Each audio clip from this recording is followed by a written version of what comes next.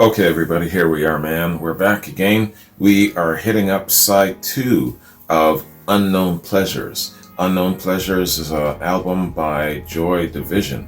And man, I tell you, so far, really impressed with their sound, really impressed with the message, how they deliver their message and whatnot. And as I said in side 1, part 1, I no longer think in the lines of divisions and genres and all of that sort of thing. There are some artists that have great crossing over abilities, and these guys certainly are one of them. So far, man, side 1 is stellar. Let's hit up side 2 and see what it's all about. But first, I gotta find my damn cans. Where are they? Hang on. Oh, found my cans. All right.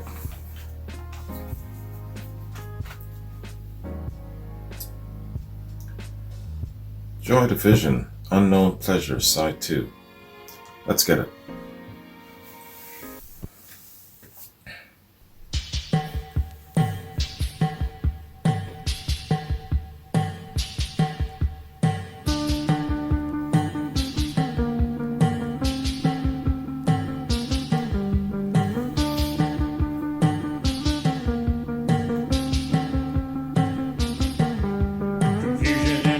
It says it all, she's lost control, and she's clinging to the nearest passerby. She's lost control, and she gave away the secrets of her past and said, I've lost control again. And of a voice that told her when and where to act, she said, I've lost control again.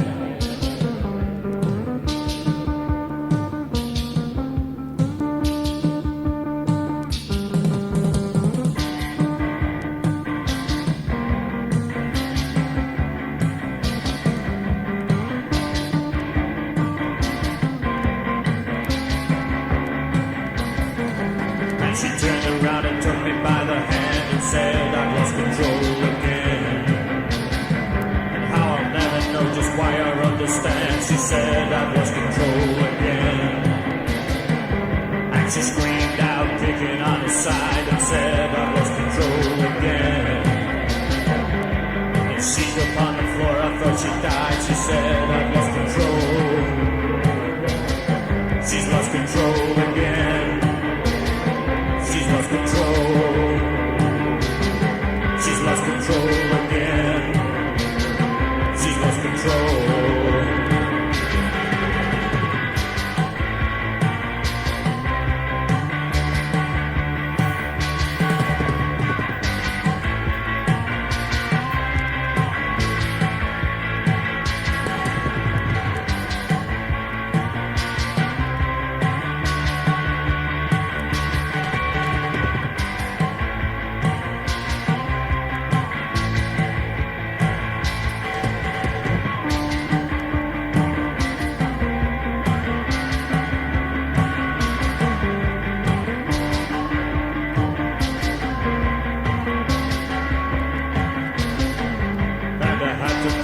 To state my case and say she's lost control again. And she showed up all the errors and mistakes and said I've lost control again. And she expressed herself in many different ways until she lost control again. And walked upon the edge of no escape and laughed, I've lost control. She's lost control again. This poor lady She's lost control. She's lost control again. She's lost control.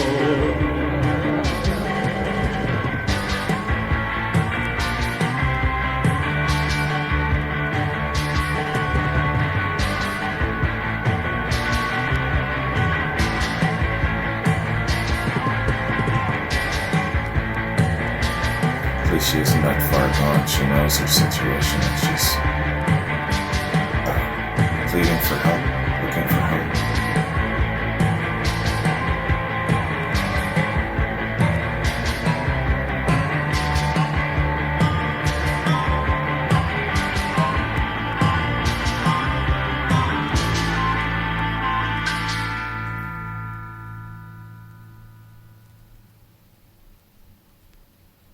Wow. Serious song.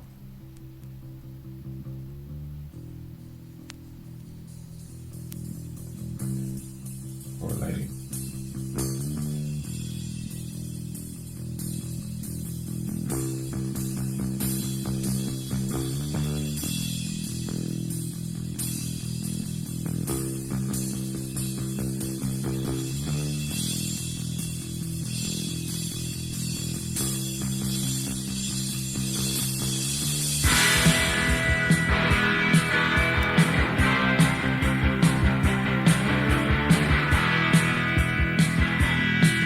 To the center of the city where a road's being waiting for you.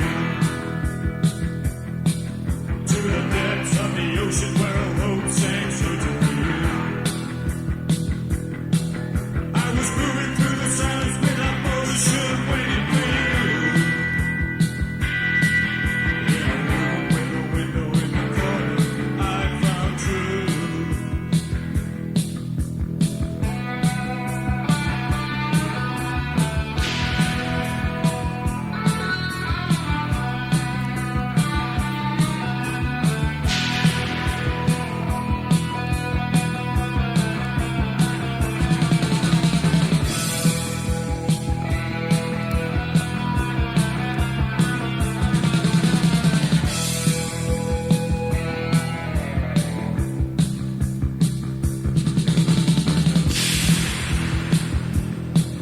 In the Shadowplay, acting out your own death, knowing no more. There's the assassin's old group, 10 more lines dancing on the floor.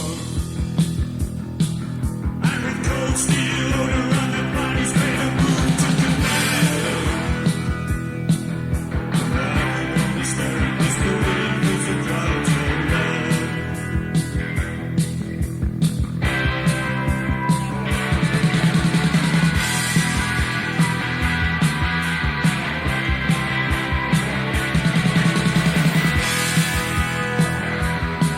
I think he's describing the scene of like the concerts and the people that go. Let them use you for their own ends. To the center of the city in the night, waiting for you. To the center of the city in the night, waiting for you.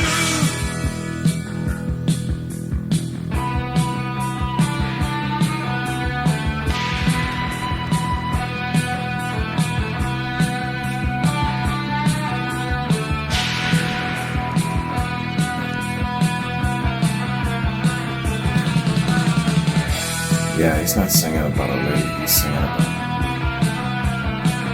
an audience, a crowd.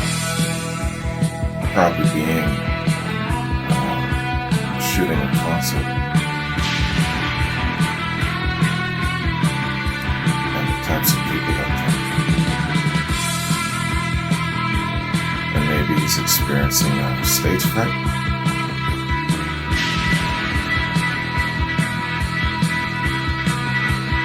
Some sort of anxiety.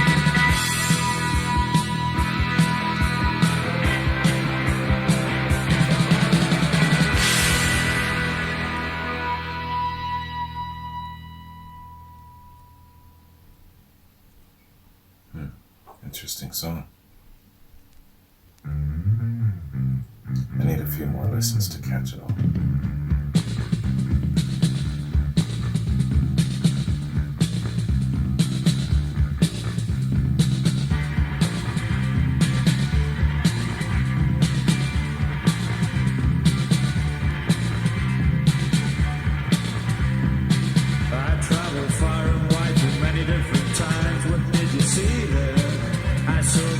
With that toys, what did you see there? I saw our knowledge destroyed.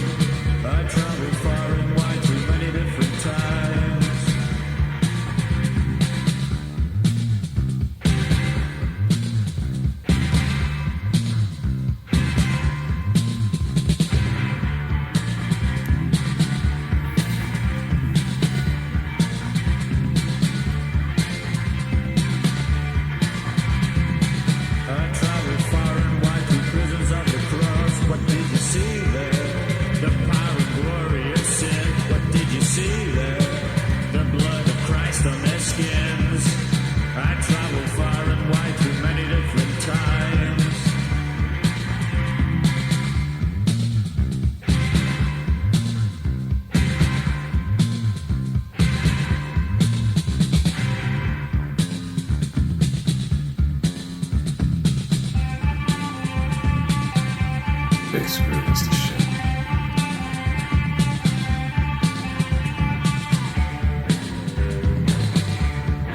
All the musicianships on point.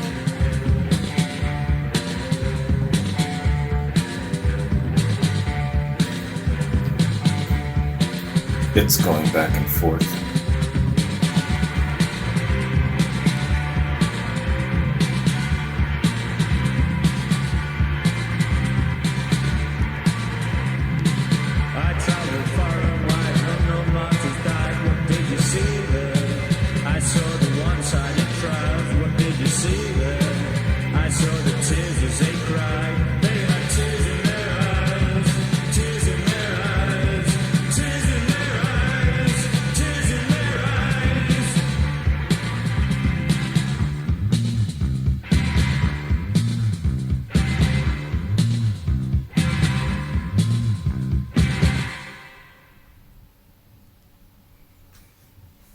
Wow. What an intense song. I think it was being misled by religion. Or some crazy philosophy.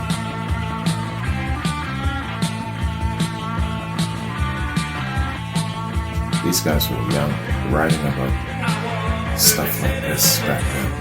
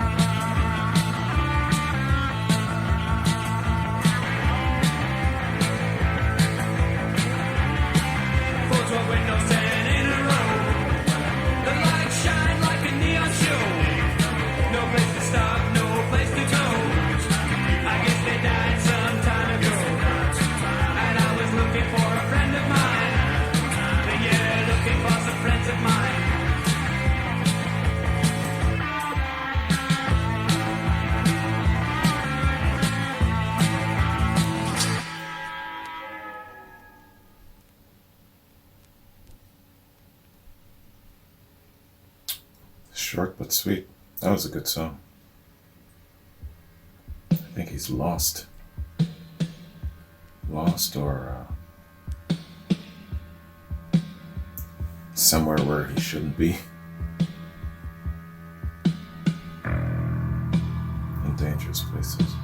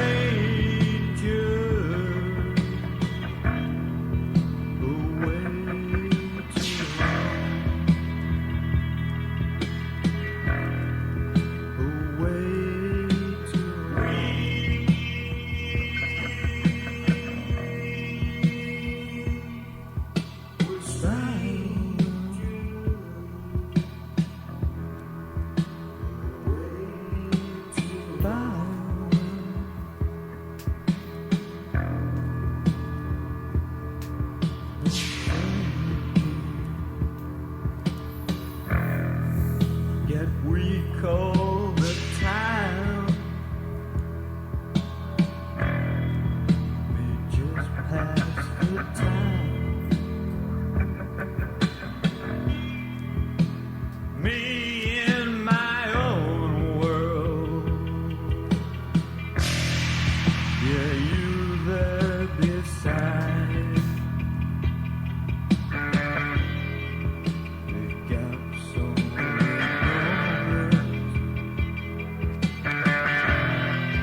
we stare from each side.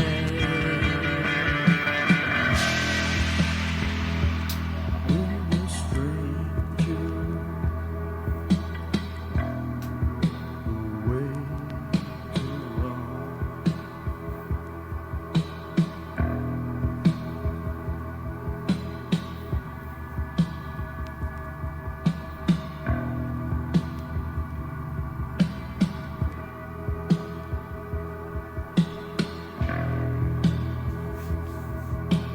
Violent, more violent, his hand cracks the chair.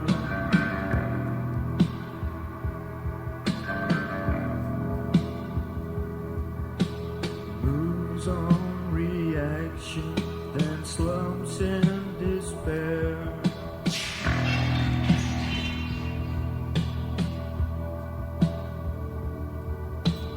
Trapped in a cage and surrendered too soon.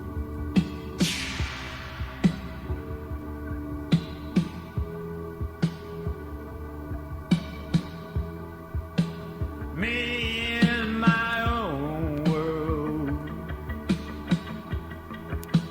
One that you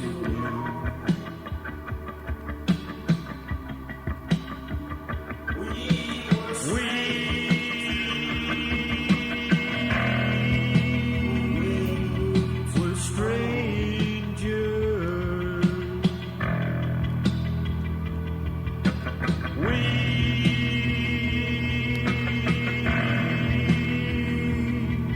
We're strangers.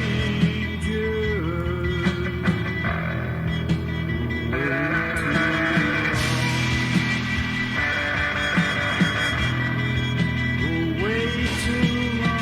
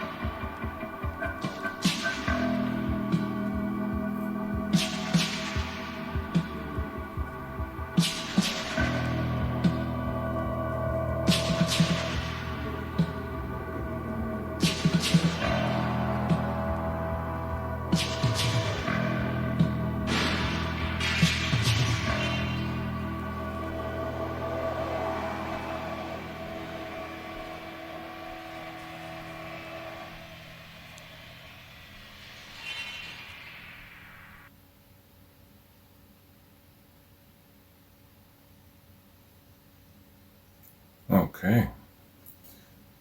So, that concludes Unknown Pleasures, Joy Division. Hey, this is a great album. Every single song is excellent, well placed, really complement each other. The last song was a little bit different overall, but still a really good part of the collective. Really good album, man. I would definitely give it a 4.5 to 5 out of 5 for sure, man. Great sound, like I said. You know, it doesn't matter if these guys were punk rock or post-punk rock, however they're described.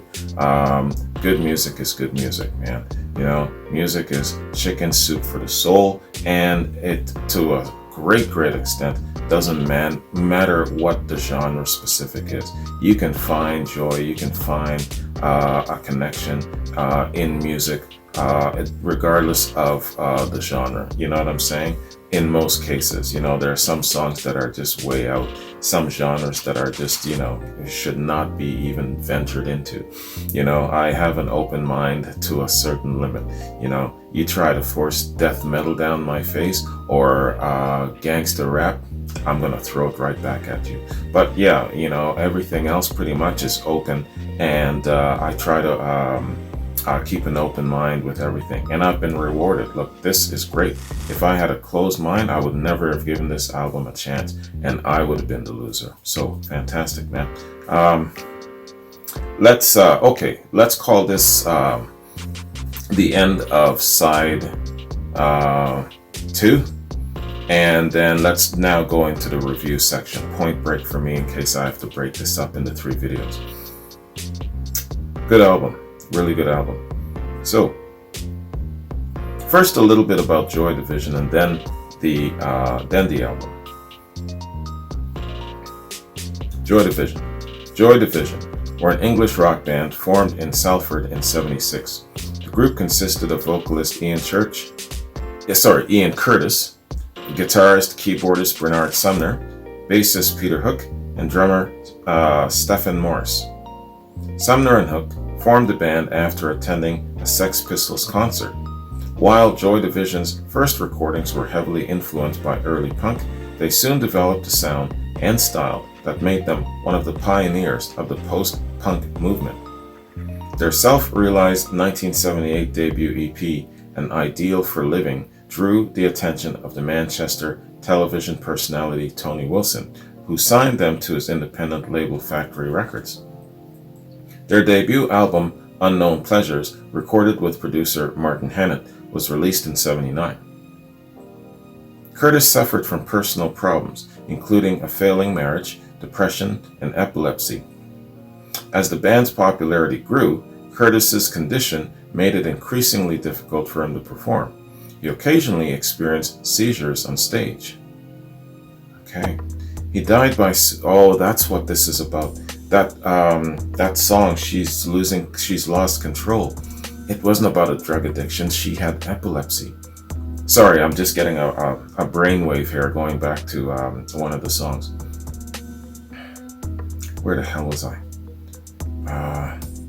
As the band's popularity grew, Curtis's condition made it increasingly difficult for him to perform. He occasionally experienced seizures on stage. He died by suicide on the eve of the band's first US-Canada tour in May of 1980 at age 23. Joy Division's, 23. At 20 whatever years old, these lads were writing such really interesting songs. Such great creativity back in the day, man, I tell you. What are 20-year-olds writing about these days, man? Joy Division's second and final album, Closer, was released 2 months later. It and the single, Love Will Tear Us Apart, became their highest charting releases. The remaining members regrouped under the name New Order. They were successful throughout the next decade, blending post-punk with electronic and dance music influences. Yeah, you can't miss with that combination. The dance music era. Okay, so let's hit up the album. Unknown Pleasures. Unknown Pleasures is the debut studio album by English rock band Joy Division, released on the 15th of June in '79 by Factory Records. The album was recorded and mixed over 3 successive weekends at Stockport's Strawberry Studios in April of '79 and was produced by Martin Hannett, who incorporated a number of unconventional production techniques into the group's sound. The cover artwork was designed by artist Peter Seville, using a data plot of signals from a radio pulsar. It's the only Joy Division album released during lead singer Ian Curtis's lifetime. Such a shame. And on the eve of them really breaking through as well. Factory Records did not release any singles from Unknown Pleasures, and the album did not chart despite the relative success of the group's non-album debut single, Transmission. It since received sustained critical acclaim as an influential post-punk album and has been named as one of the best albums of all time by publications such as NME, AllMusic, Select, Rolling Stone, and Spin.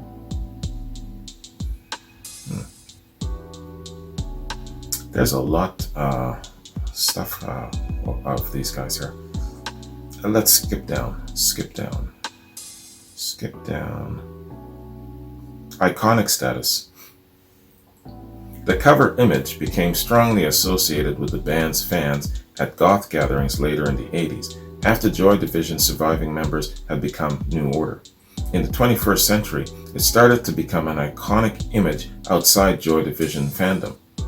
Raf Simons collaborated with Seville on a 2003 clothing line that used the plot 3 years later Supreme.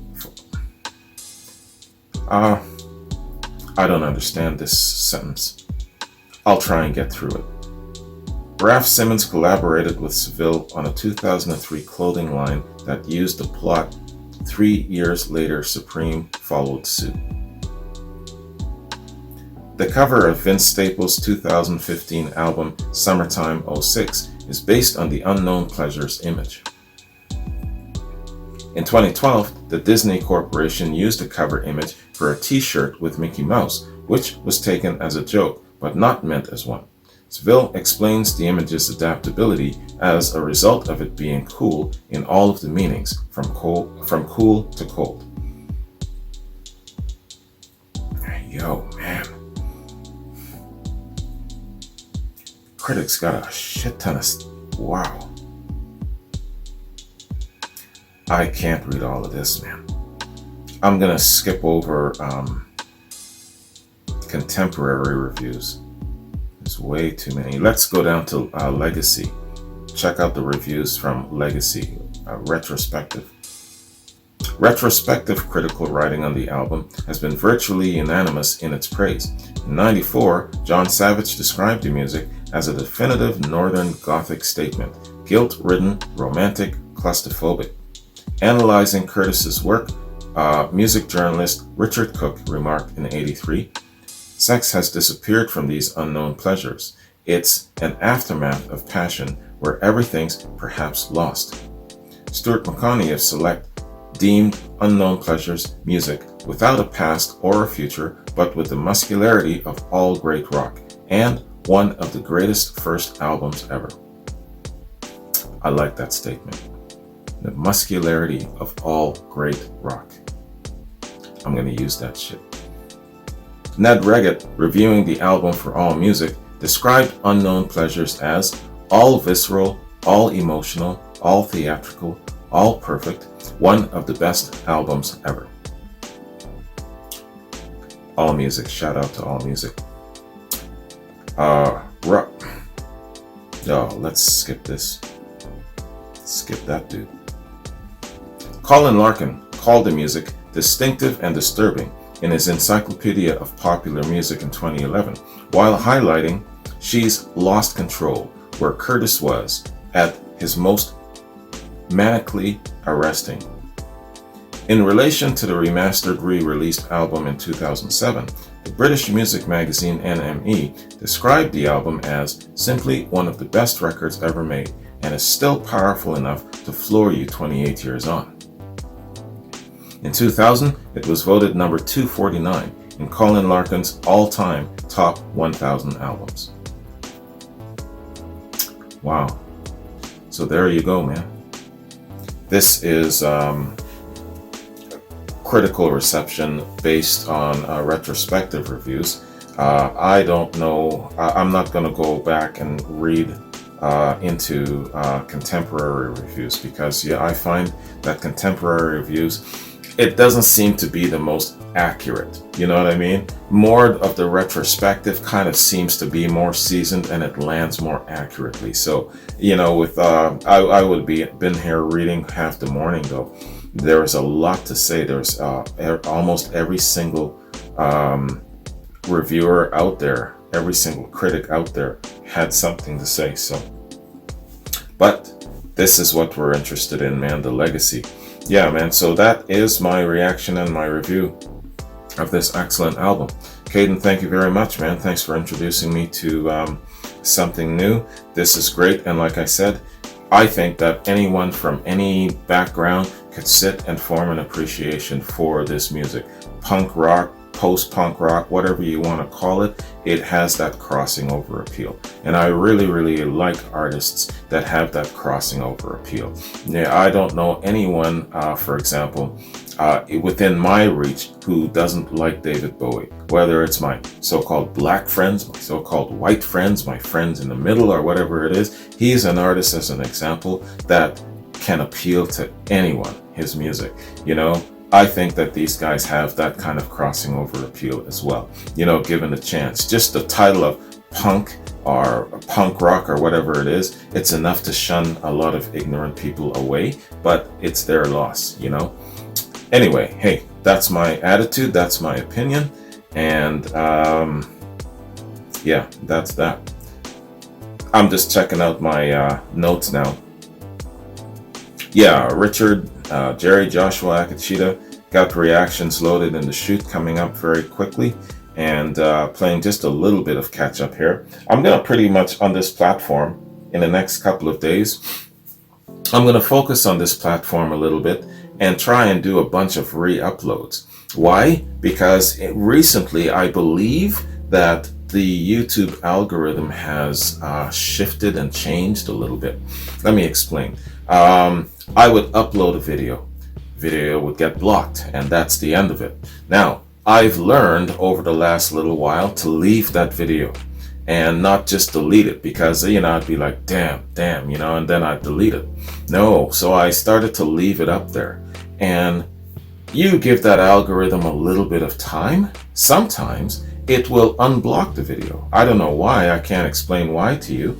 And recently, I've noticed that a whole bunch of my, especially Led Zeppelin videos, which is typically the hardest ones to get past, have been getting kind of like how would I put it? It's going in the category as either public or partially blocked or blocked. And so a lot of them are being classed as partially blocked, whereas most countries of the world will be able to see it, right? So that's all of a sudden, without warning, just like that happened. And there was a couple of others as well. The first one was the Ronnie James Dio 5 set, and that bummed me out at the time because I really wanted people to see that. So finally, almost 2 weeks ago, all of a sudden, I looked one day and it was unblocked. So I published that sucker immediately, right? And I believe that it's still holding on. And then after that, one Led Zeppelin reaction after the other, just like that, man. And I'm like, damn, who's playing a joke? So I didn't care. I just published as many of them as I could. So that's what's been happening. Now, some people have been jumping on, too much Led Zeppelin, too much this, trying to tell me what to do with my channel, right? The nerve. So what was my answer? More. So I'm going to, in the next little while, focus on this platform because we're maybe 100 plus videos in so far. And a number of them have been blocked. So I'm going to take a look at the ones that have been blocked and maybe republish or publish for the first time, because you've probably never seen it unless you've gone to my Patreon account or my Vimeo account to see it. But a lot of people just stick to YouTube, so they never venture. So you'll be seeing a lot of those for the first time. So I'm going to be focusing on this platform, doing the same thing in the next little while. And as well, I've got the 1 year anniversary of this platform coming up in the first week of May. So I'll just be doing kind of like a review, a recap, that sort of thing, and a little update as to what direction this platform is going in the next year. You know, just a nice little review. All right, so that is all of my notes and all of my updates and news, man. So back to Caden. Yo, thank you very much. I appreciate you introducing me to these guys, man. Really, really good band, Joy Division. Great talent. Sad that Ian suffered health issues and he left us at such a young age. But boy, did he ever leave us with some good stuff, though. So much appreciation to you, Caden, for introducing me to something new. I'm sure a lot of people will feel the same way. Anyways, you guys have yourselves a good one. Take care, man. And next time you see me, I think it's going to be Richard's reaction. I can't remember if it's an album or if it's a quad, but regardless, you'll see me probably tomorrow. Have a good one. Peace.